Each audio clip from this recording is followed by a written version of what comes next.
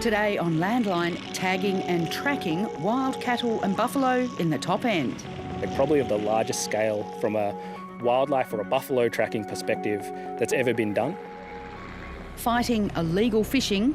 If we stop them illegally fishing and illegally entering our waters, and we burn enough of their boats and get rid of enough of their assets, we'll stop them drowning every year in the marine parks. We fixed it in the past, and we can fix it again. And changing how goats are farmed. We never planned. We actually became accidental goat farmers and processors. Hello, I'm Pip Courtney. Managing feral animals from space? Well, in one of the most remote pockets of Australia, a group of Indigenous rangers is doing just that. Christy O'Brien joined the muster near Bullman in the Northern Territory.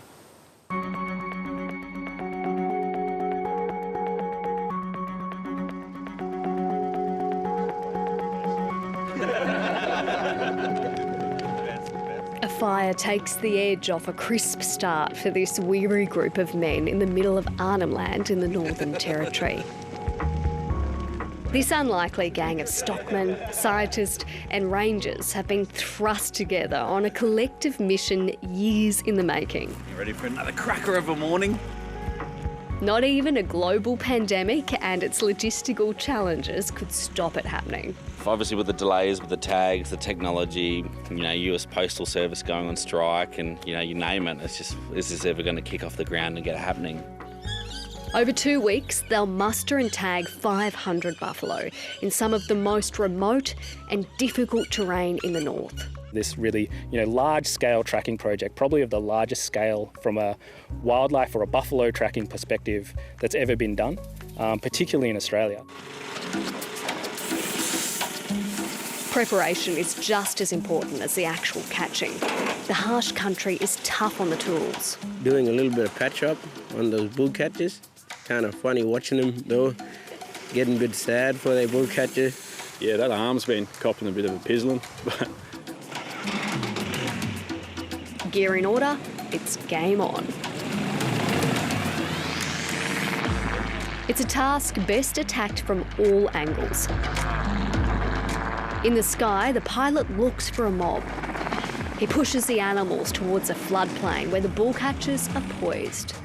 A signal, and the chase is on.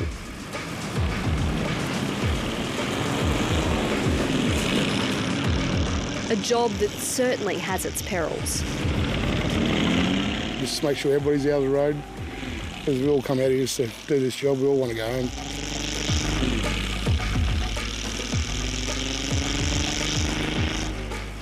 Once caught, the buffalo has to be secured for the scientists to fit the solar-charged GPS tags. The novel part, I suppose, is then that links through to a space-based satellite system. So while we take GPS recordings, we then send them off via satellite and into our data systems. Some are none too happy about their new accessory. Relax, relax. Blood samples are also collected for important data. It's for disease surveillance, so we're just looking at what sort of diseases the animals are carrying, everything from agricultural diseases to human transmissible ones. Number four, yeah. It's a rare opportunity for the scientists to gain important biosecurity data. These are areas that animals aren't regularly sampled. There's very little surveillance that happens in these areas. So now we're starting to build those data sets and that understanding of the baseline disease status of animals. So then we can understand how that disease status may change. Some of these diseases that are really threatening our livestock populations at the moment potentially, or hopefully, don't get into the country. The project extends across 22,000 square kilometres. Next, these scientists will head to Cape York, where they'll tag another 500 wild cattle. Some of the rangers have never done this before, not that you can tell. It's a pretty crazy job to do too, dangerous, but you always got to keep motivated and just got to be on point how you do it, the roping and all that stuff. Gets you panic a little bit, and yeah. You get scared? Yeah, a little bit, but sometimes you got to not to fear the buffalo much, because if you do feel a bit afraid, you're going to get yourself hurt someday. So try not to be afraid of the buffalo. Yeah, if you hesitate. Yeah. Easier said than done, though. Catching and putting in the trees. Right? Yep. Sometimes they get a bit wild and sometimes it's easy. Others are old hands at catching, just different animals. I've never done buffalo before. This has been really interesting for me. Quite a different animal to work in cattle. Can't tell, you still look pretty proficient out there. That's the whole point of it, I think. Just get them as quick as we can. Buffalo catching is a family legacy for some of these rangers. I used to see my uncle do mustering around here when I was as a boy. Yep. I used to follow him and see him how to do it. That's pretty special. Yep. And there's a friendly rivalry over who's the best.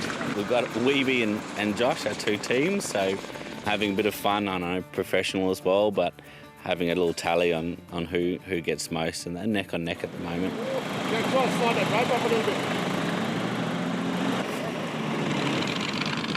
Not one to stand on the sidelines, they insisted I jump in for a ride too.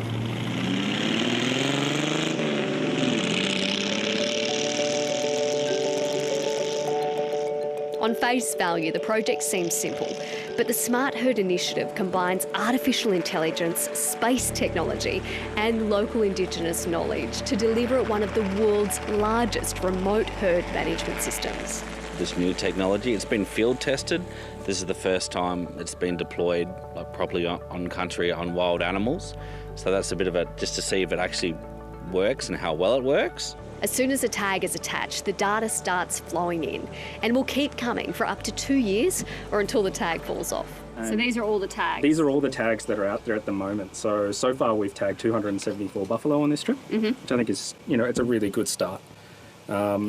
You can see we've got a really nice spread of animals right across the landscape. They've already gone pretty far. They're delivering real-time, geographically accurate insights into herd density and accessibility, even in the middle of nowhere. There's a lot of satellites up in space now that are feeding data through. So, this is live data that's come through. It's gone from a buffalo up into space via one satellite, back down to the ground, and now we're reaching it via another satellite system. It's a brave new world. Exactly, it's a brave new world. Combining GPS data from tagged animals, weather information as well as AI, the project will map out the best routes for rangers to reach and manage the feral animals. They'll also have insights into animal numbers. In this patch alone, there's estimated to be around 22,000 buffalo, but nobody actually knows. So a large part of that is really giving us a better understanding of how many animals there are, and then also understanding how those animals are then moving across the landscape and utilising it. What is certain is the destruction of the landscape. Seeing what these buffaloes do to country is devastating. There's too many, They're sort of definitely concentrated to, springs and waterways. And their impact is on the environment is far greater than probably anything else we have. Pigs are bad, and feral cattle and horses and that. But the water buffalo certainly, of those really sensitive areas, the springs and that, they have a huge impact. Knowing where the animals are concentrated, the rangers can target conservation efforts to protect biodiversity, water quality and restore degraded landscapes. So actually start mapping out the movements, herd movements, where they're all going. You could potentially use that to help muster or remove animals off country if you have to. I'm interested in things like the spread of weeds. So once you start tracking your feral animal movements through the IPA, you might be able to get some other data as well that will help, and you can actually look at which water holes are going to get thrashed at different times of year, and maybe put that to some benefit of use. The data collected could also help turn the pests into economic, environmental and cultural opportunities for Indigenous communities across the region. Buffalo have potential to be a valuable resource in Northern Australia as a commodity and protein source. The idea of this system is really to be a little bit agnostic about what that data and that information gets used for, and allow the land managers to make that choice. So whether or not they want to use these animals from a mustering perspective to make money in selling them into the live animal market, or if they want to manage for environmental or cultural benefits, this system's really being set up to allow them to do all of those things and to balance and trade off of those things as well. SpaceCows is a $4 million four-year initiative led by Australia's National Science Agency, CSIRO, in partnership with the federal government.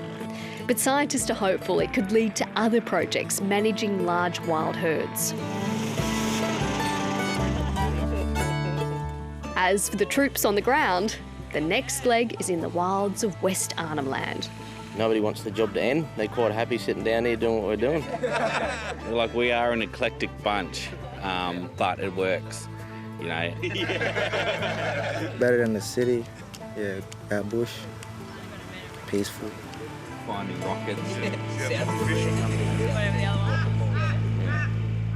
we're helping out north.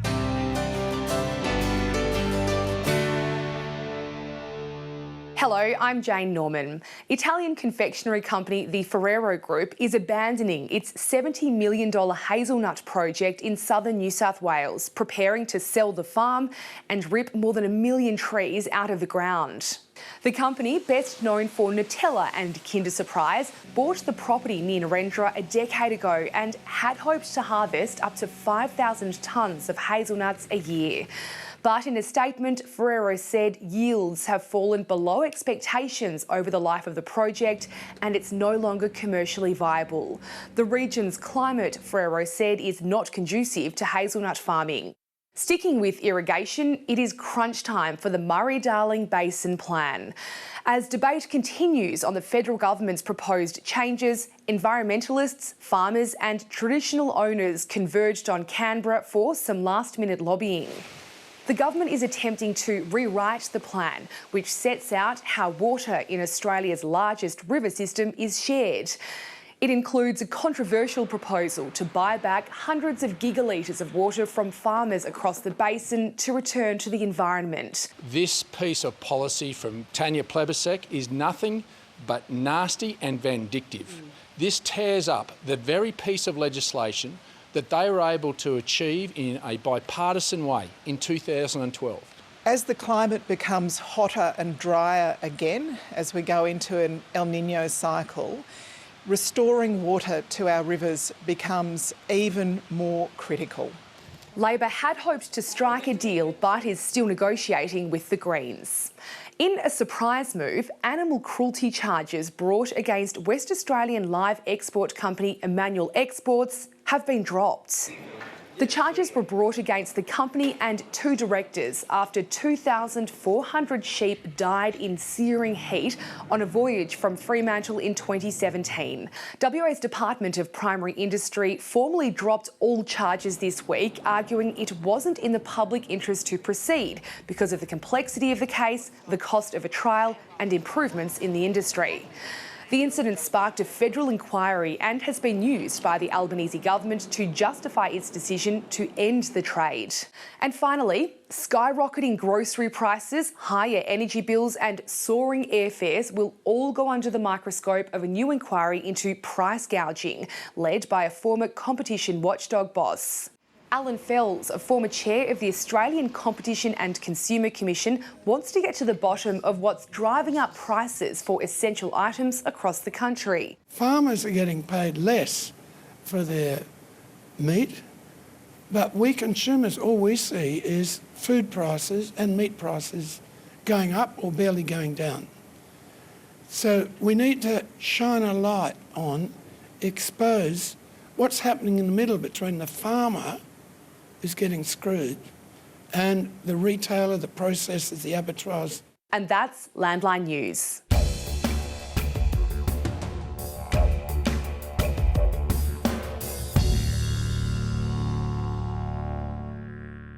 Illegal fishing in Australia's remote northern waters has been a problem for decades. But since the pandemic, the number of boats caught illegally fishing has surged, leading to concerns about environmental damage and unreported deaths at sea. From Broome, here's Joe Prendergast.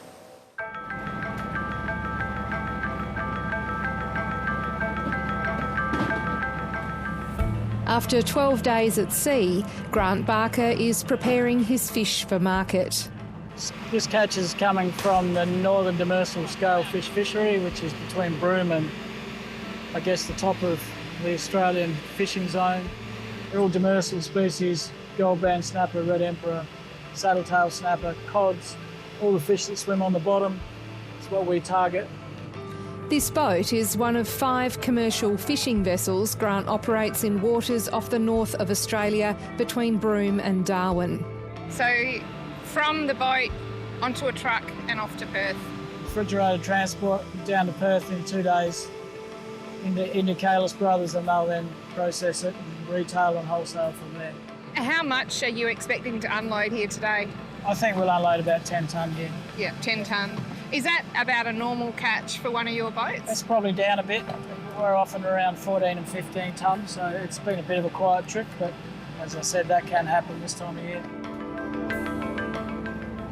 Grant's business, Northern Wild Catch Seafood, is one of the main northern suppliers of wild-caught fish to Australian restaurants and retail outlets.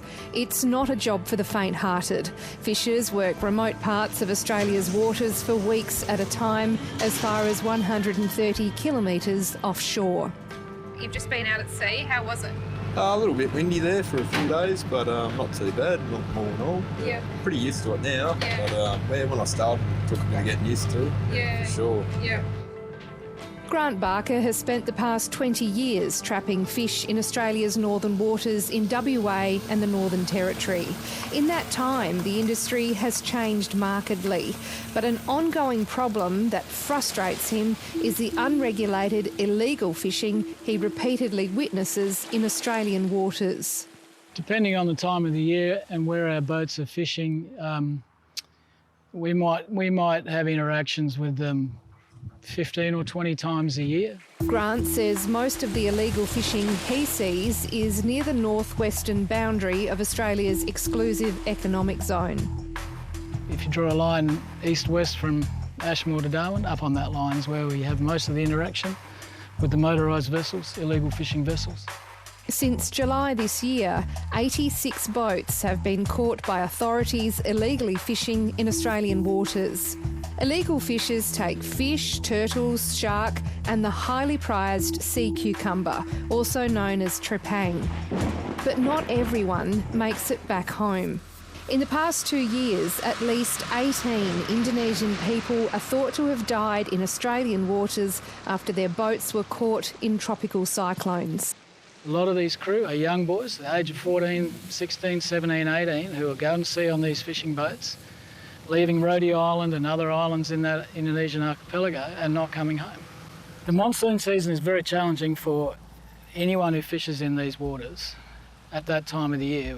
We can watch and plot the path, the track of these systems, and we do, and we pull our boats out of the way from them. These guys don't have access to any of that. You feel that there is a lot more death at sea that we just don't hear about? Undoubtedly, yeah, for sure.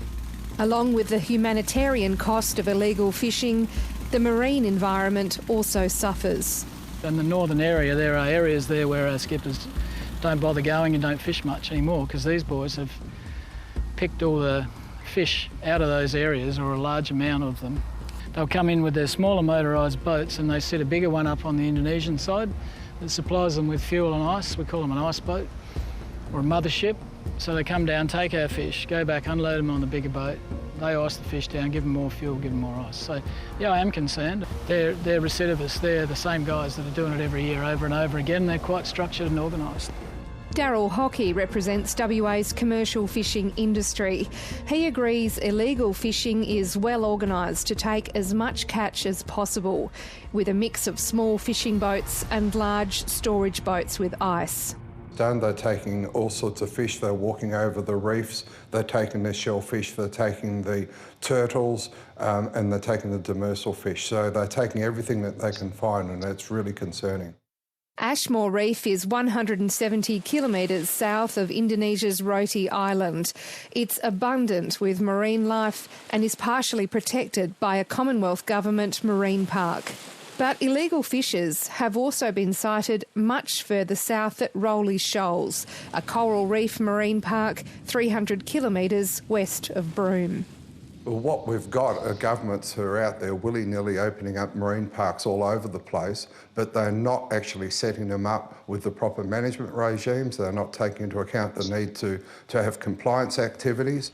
Policing Australia's borders is a federal government responsibility, and WA's Fisheries Minister says he will be asking the Commonwealth what more can be done to prevent illegal fishing. It's not acceptable. The fishing industry is very dependent on sustainable fishing practice, and illegal fishing threatens that.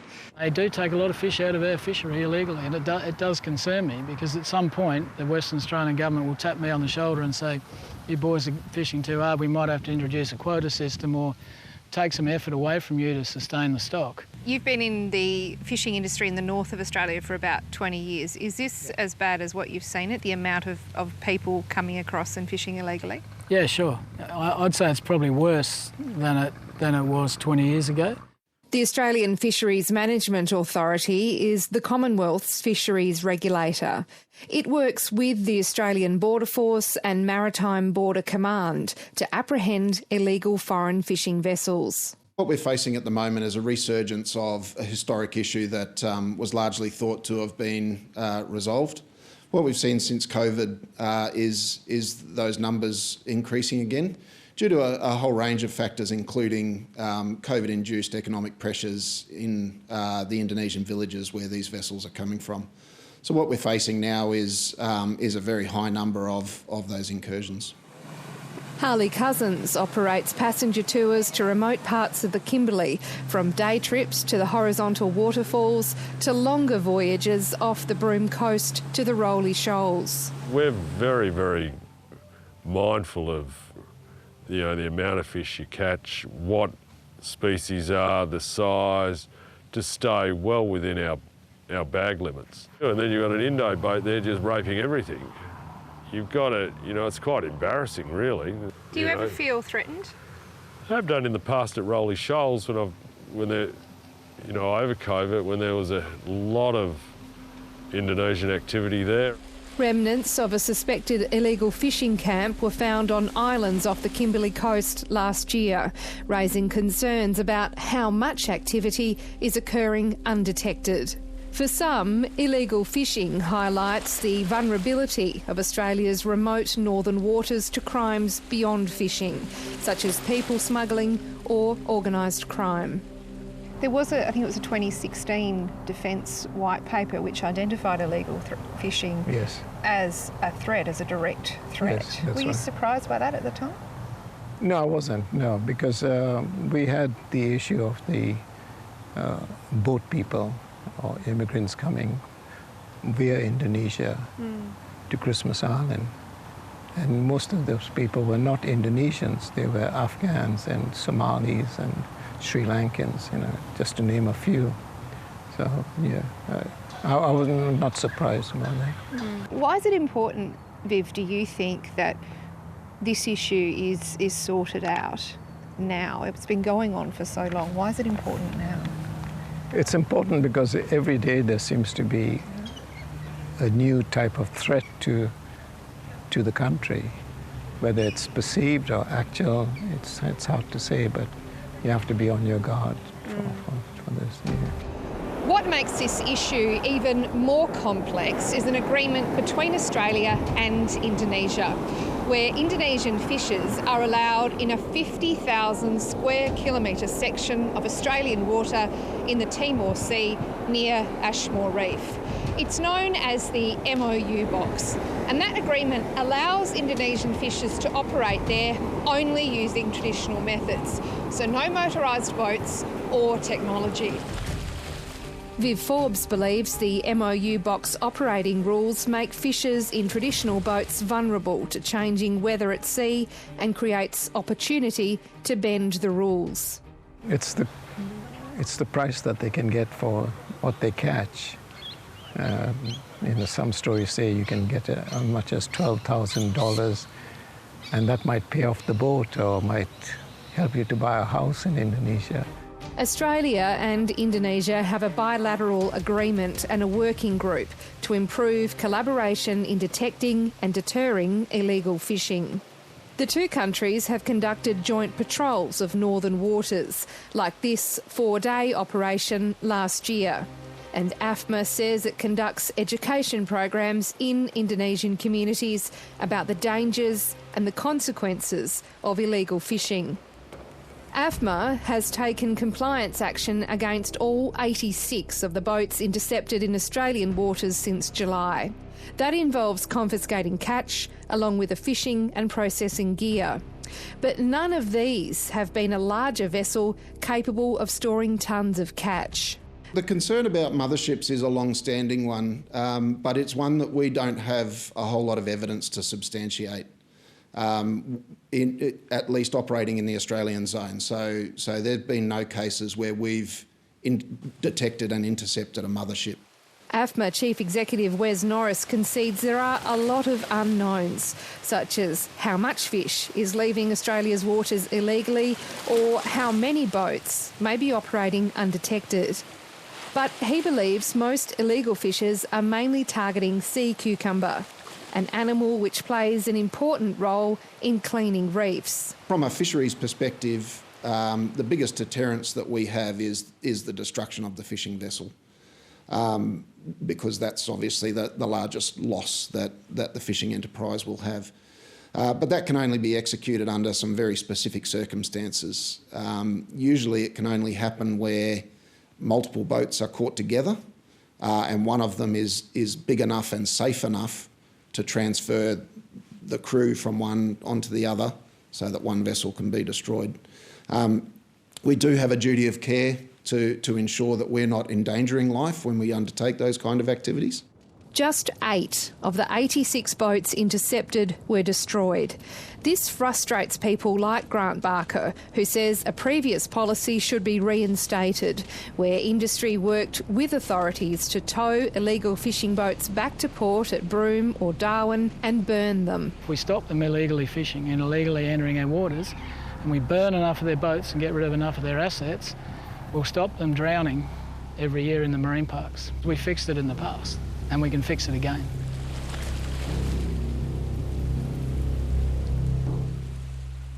More than a year since the white spot virus was first detected on the north coast of New South Wales, the state's $14 million prawn industry is at a standstill. Prawn farmers are asking if anything has been learned from a previous outbreak in Queensland and why there's been no compensation. Here's Bronwyn Herbert with the story.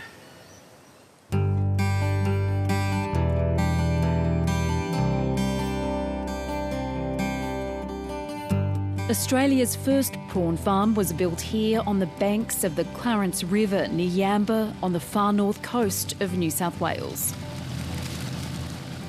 Cane farmer Frank Roberts saw a business opportunity. Fisheries had started a pilot program out at Lake Woolooware, and my father and his mate come back and said, well, if they can do that, we can do 100 times better. And so my father just came home and said to my brother and I, I'm digging the whole place up, and we were horrified.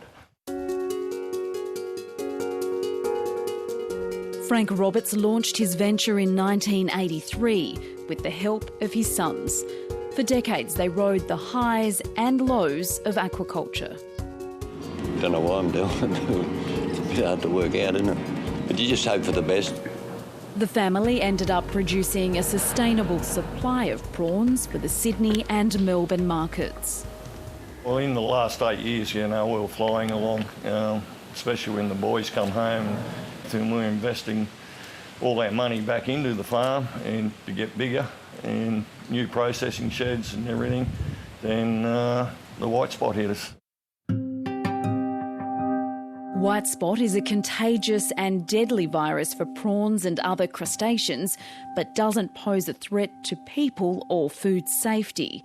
Routine testing of broodstock at the Roberts family farm revealed that tiger prawns caught off the coast near Iluka and brought on farm to breed had the virus. Then you just wham, that's it, goodbye. It's like we've been given the kiss of death. We know for certain that it really came out of the wild because the hatchery itself was all dry and disinfected before they came in. The water that they use to put into the tanks with the prawns is all treated with ozone, with UV disinfection and with chlorination. So we know the virus does not survive that. We know all the feed that was used had been tested and did not contain any white spot virus. So there was no other way for it to come in but inside the prawns. And so we know that it came from those broodstock that were caught in New South Wales. White spot is endemic around the world. It was discovered in Australia in the Logan River in southeast Queensland in 2016. $100 million was spent on the response, and now a control zone is in place to stop the virus spreading. Land and Aquatic veterinarian Matt Landos has worked closely with prawn and fish farmers across Australia to manage disease threats. And it's changing our babies. So this is the first time it appeared in New South Wales. It became visible because we brought the animals out of the wild and put them into tanks, which is stressful, and it helped facilitate the virus to multiply. We don't see the virus multiplying in wild prawns. We don't see dead prawns floating down the sides of rivers.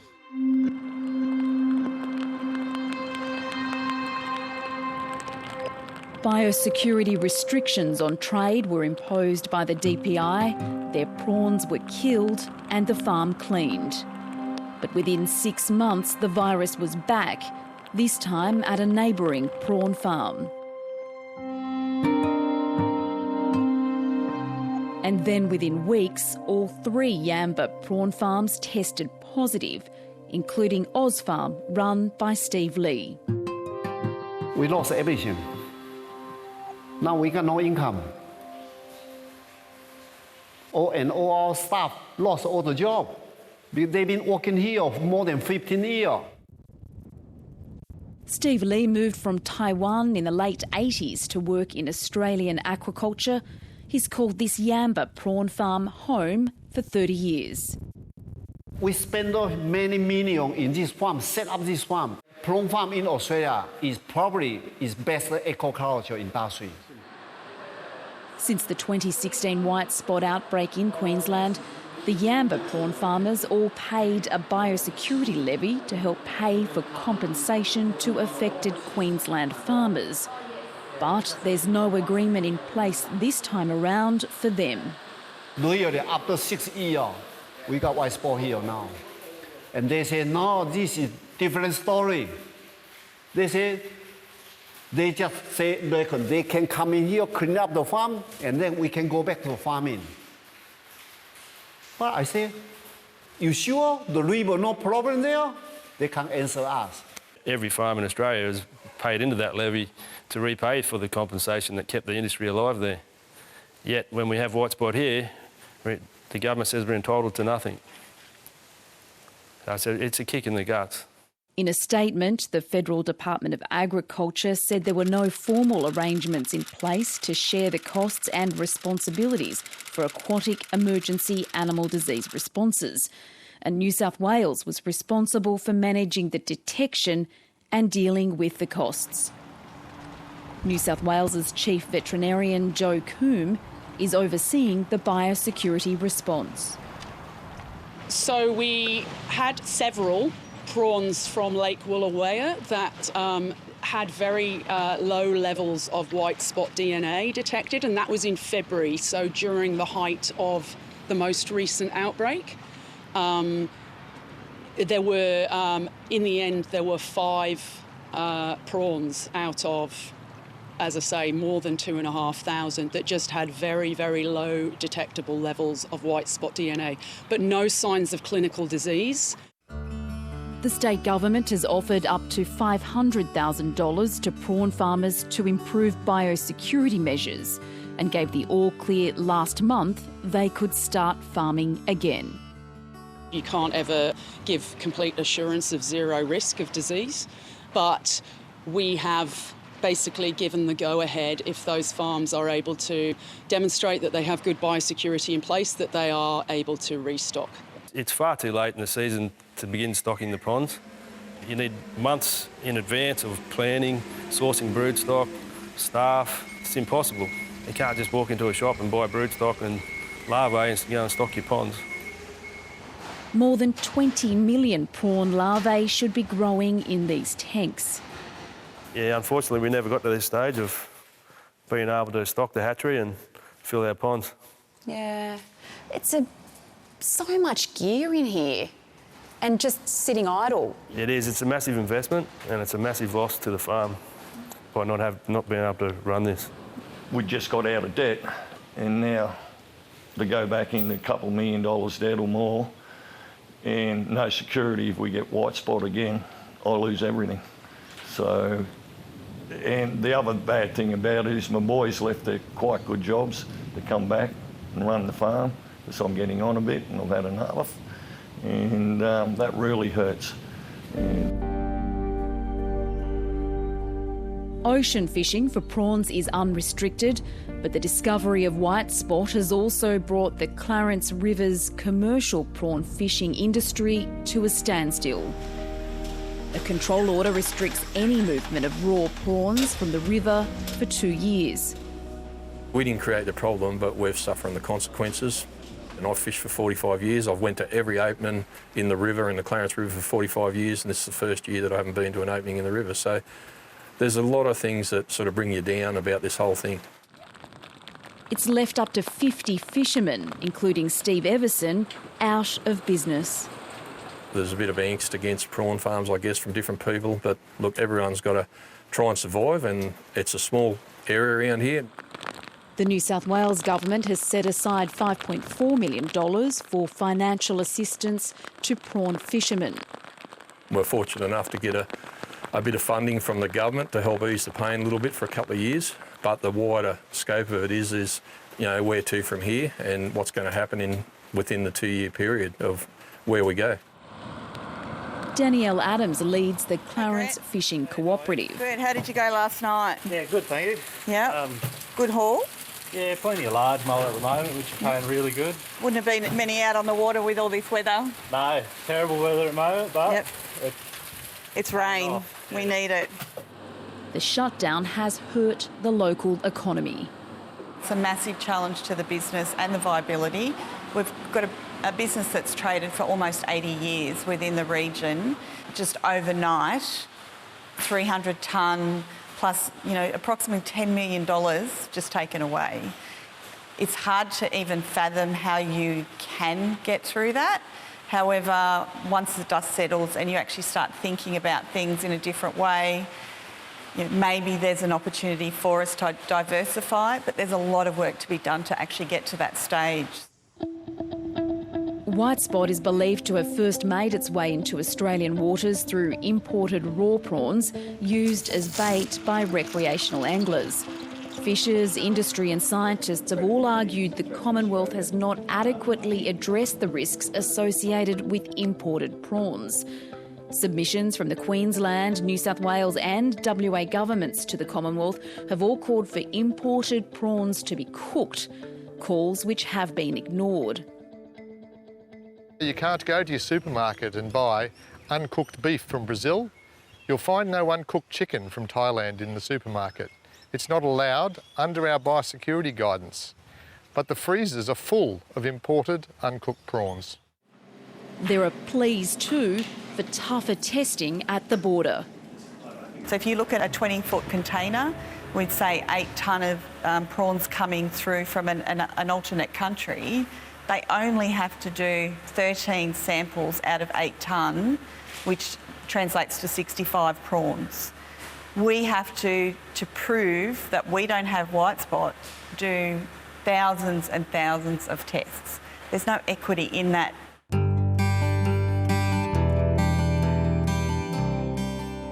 Yamba's 3 prawn farms have been left fallow. All 3 are now up for sale.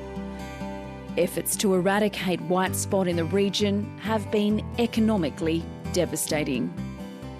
We do need to move into control. We do need to stop spending money on things that don't matter and into healing the community and the farming groups back together again in a way that doesn't criticise them and victimise them into being these people as if it was their fault that this outbreak happened. This was never the fault of either the fishers or the prawn farmers. That's the biggest thing that is trying to get through to fishermen and my fellow fishermen, that, yeah, we didn't create the problem, but we're suffering the consequences. A lot of the fishermen blamed us for it, where we feel it's just very poor biosecurity measures that have put us in this position, yeah. So that was hard. You know, people that we'd known for a long time were all of a sudden blaming us for this situation. And we feel sorry for the fishermen too. They're in every bit as bad a situation as we are, but yeah, it's not a situation that we created.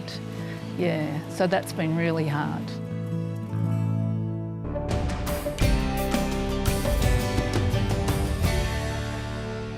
G'day, I'm Matt Brand. There's been some handy rain around Australia this month, which has created green shoots in the paddock and also in the cattle market. Since the start of November, the restocker steer prices jumped 25% and the Eckie has lifted 20%. So has the bottom of the cattle market been reached for 2023? It would seem there's a growing number of producers who feel it has.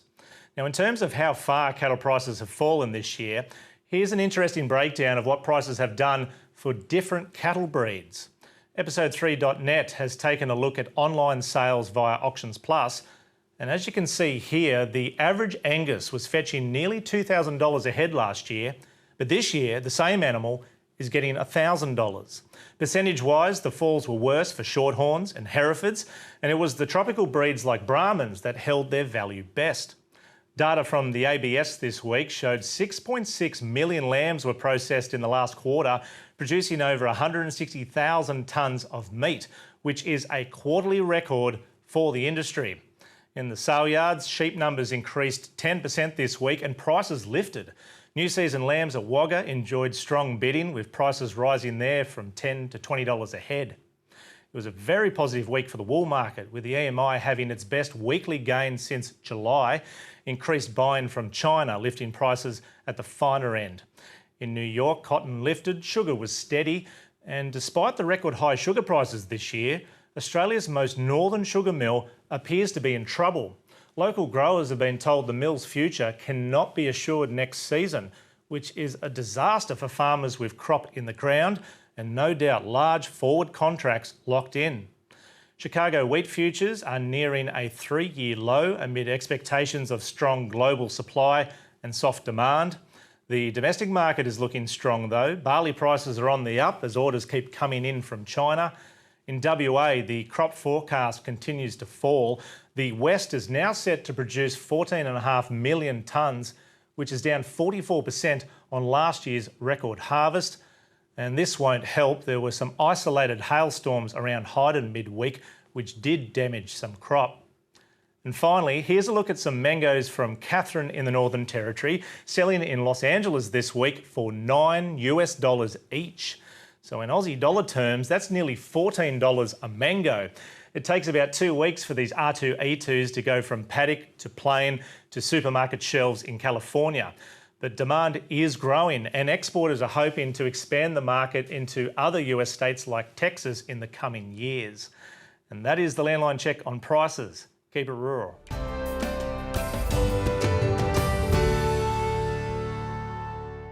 In Australia, most meat goats aren't farmed. They live wild and are harvested when weather and markets suit. But a Queensland beef producing family is pioneering a new model.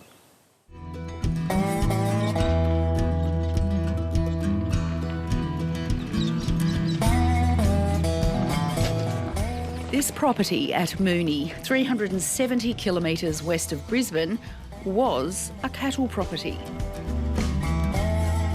It took just a couple of years and one drought for cattle to become a sideline.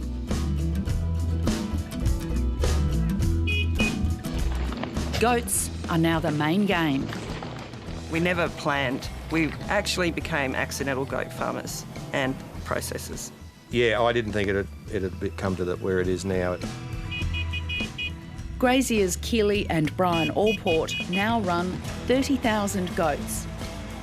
Every Monday, goats are mustered, drafted, weighed and loaded. Most of them are going to be about that 33 kilos. Up to 600 a week are trucked to an abattoir near Brisbane with the meat all destined for Australian butchers. With 2 properties, their own transport, refrigeration and delivery trucks, and a processing facility, the only part of the supply chain they don't own is the abattoir. We have a vertically integrated supply chain, so we're really involved with every step and process, right from the farm through to the customer. We can guarantee that if you want 1,000, we can give you 1,000 on that day. We have the stock. We can't, oh no, can you wait 3 weeks? We don't believe that's the right way to trade. Very good job. Actually, to have a system like Grassland and consistency and the way they invested in the business, it's a great successful Australian business.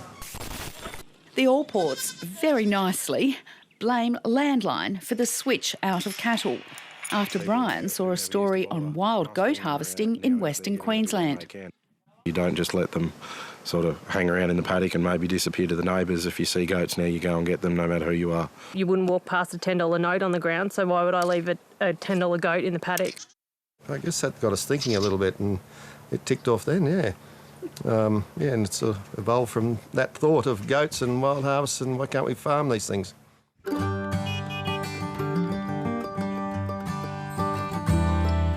The All Ports started with 1,200 feral or rangeland goats 5 years ago. They weren't bought primarily for meat, but as pasture renovators, to eat weeds and regrowth, so bush which had become too thick for cattle to graze could be opened up. They've got a handle on mustering goats now, but Keely and Brian found out the hard way goats are not like cattle. They're very, very flighty. Yeah, and it's a safety thing. We had 1,200 goats in about 800 acres, 1,000-acre paddock. 1,000 acres, yeah. And we thought, well, you know, if they're anything like cattle, it'll just take us an hour or something. It took us 3 days. And we really had no idea what we were doing. They've been nipping the top of it, so those pair have sort of stayed at that height. You can see some fresh growth there, and the goat will come through and he'll just nip away at that and have a bit of a snack as part of his diet, so he mixes it all up with the browse. The goats impressed Brian with how well they co-grazed with cattle. With a diet 70% weeds, shrubs and tree leaves, the goats left grass for the cattle and were lighter on the land. They don't go and hammer one area of the paddock. They run their own feed program. They'll work 1 week, you'll see them in one end of the paddock, then they'll go work another end, and then they'll go down to another area. And they just spread it. It's not getting all hammered at once. They don't tend to flog. Yeah, and that's why we've got this ground cover, dry feed still there. If it was blowing, 30 or 40 kilometres an hour today, we'd have puffs of dust rolling off these paddocks because we're on a bit of a ridge. It'd blow through here. We've got none of that, and even at a 100-kilometre wind, we would have very little wind erosion here. So saving your soil. Saving our soil, yeah. But if we can have this much ground cover this early in the season, we're a long way in front. The goats' performance during the last drought sealed it for the All Ports. They were all in. When we sold our cows, we actually bought more goats in the middle of a raging drought. It was quite a bizarre thing, and I think some nights Keely thought I was raving mad, but the money we got for our cows, we reinvested into more goats and more fencing, and we just kept opening paddocks up because we just really believed that this was the right way to go. And I think if we didn't have the goats, we probably wouldn't be here where we are today. I don't think we would have come out of the drought as well. It was a huge risk and it's paid off, and yeah, we're just very fortunate about that. An avowed cattleman, Brian started to wonder if by managing goats like cattle, he could improve the sporadic wild harvest export business model. So as with their cattle, they bought better genetics, crossing stud meat breeds with the hardy bush ferals. So predominantly we're using boar goats and Kalahari, so we're using that composite to get better yields. Those first crosses, what are they like? When we're looking at a bush goat on the hook, we're probably looking at a 40 to 45% yield percentage. When we're crossing them with a boar goat or a Kalahari to get that hybrid vigour, we're probably looking at a 54 to 58% yield return. The offspring are more fertile, reach slaughter weights earlier and are better mothers. Traditionally, feral goats range across multiple land holdings, but the Allport's dog-fenced boundary can contain the wiliest feral Houdinis. Like cattle, they're run in paddocks, and like cattle, there's a feed plan, a mix of weeds, shrubs, grass and grain. So they'll go onto a grain ration and they'll just ad lib as they want. So not everybody will eat it, but the major percentage will go onto it and do well. Hay and grain for the goats is grown on farm. This flock is grazing a wheat crop badly impacted by the dry winter. We would have harvested it and that would have been fed back through the goats in a ration. But as you can see, it's a bit light on, but we're getting a lot of value out of this. It's a mini silage feedlot at the moment, so the weight gains would be amazing at the moment. Superior genetics and nutrition has improved meat quality, allowing the Allports to target, if not pioneer, a new premium market. We've all at some stage in our childhood had experiences of goat, and it was tough and it wasn't a very favourable thing to eat, but with genetics now and nutrition programs, it's actually a really nice little article now. Our big focus is our meat-bone ratio. So you've got a lot of meat on that animal rather than just a skinny goat. So these guys are doing their 300 grams a day. Keely and Brian can no longer breed all they need. Remember the goats being loaded onto the truck? They were raised by approved suppliers, using breeds the Allports want. The genetics aren't quite there yet though. Bush goats have many attributes, but one negative is their horns. So the Allports are using polled or hornless genetics over the bush goats to increase the number of offspring without horns. It's good for the goats, it's good for the people working with the goats, and I'm told boy goats without horns don't spend as much time fighting. Initially, Brian and Keely thought they'd do what most goat people do and export them. But the closest export abattoir in Victoria was too far away. So they focused on the underserved domestic market with a migrant customer base. In the Brisbane suburb of Underwood is one of Mabruk Hawuchia's 3 butcher shops. In the past, his suppliers and supplies have come and gone. Now Mabruk gets a delivery once a week. We used to sell 20 goats a week. Now we are actually doing up to 130 a week, goats a week. Our customers actually from a few ethnic groups in the halal and the Muslim community, and they can tell the difference of the consistency of the grassland goats compared to the other goats.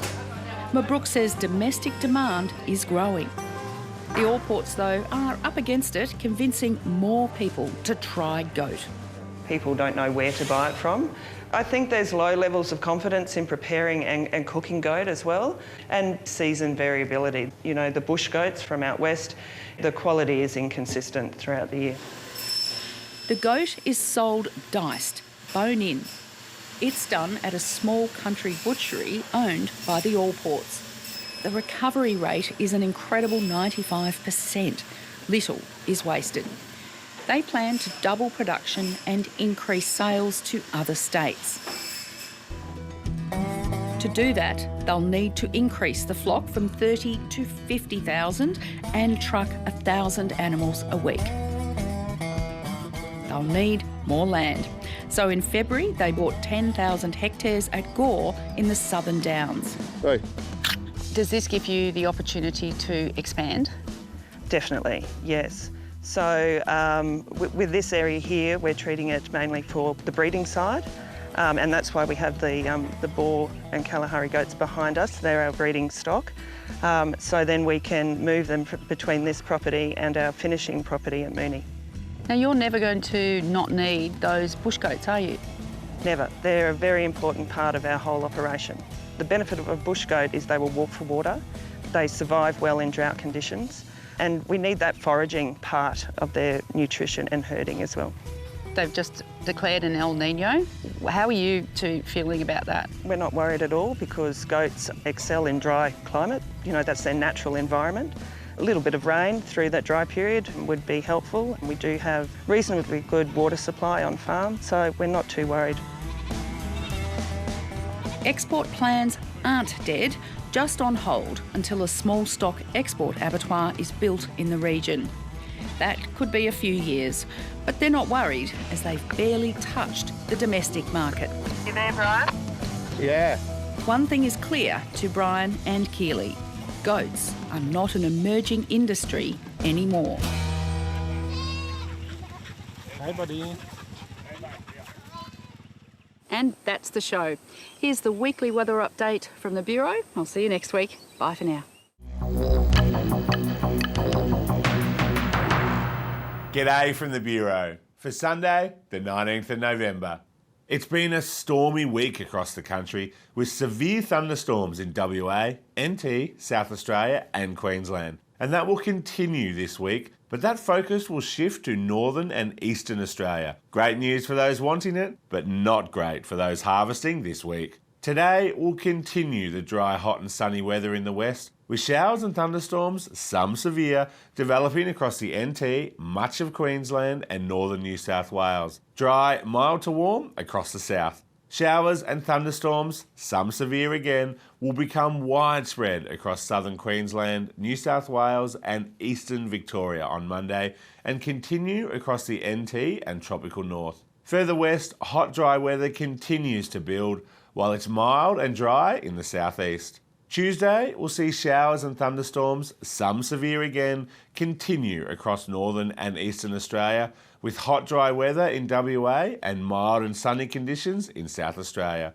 Wednesday will be similar as showers and thunderstorms continue across northern and eastern Australia, some possibly severe, and dry, hot, sunny weather continues in WA. Thursday may see showers and thunderstorms move into eastern South Australia, but they will continue to be widespread across Queensland, New South Wales and the tropical north, while it's mild to warm and dry in the south and hot in the west. Friday and into the weekend, rain and thunderstorms with isolated heavy falls will continue across much of northern and eastern Australia, spreading into Victoria, South Australia and Tasmania at times. Great for those looking for rain, not so for those harvesting this week. Further west in WA, the hot dry weather just rolls on. And that's it for our weekly wrap. We'll see you again next Sunday.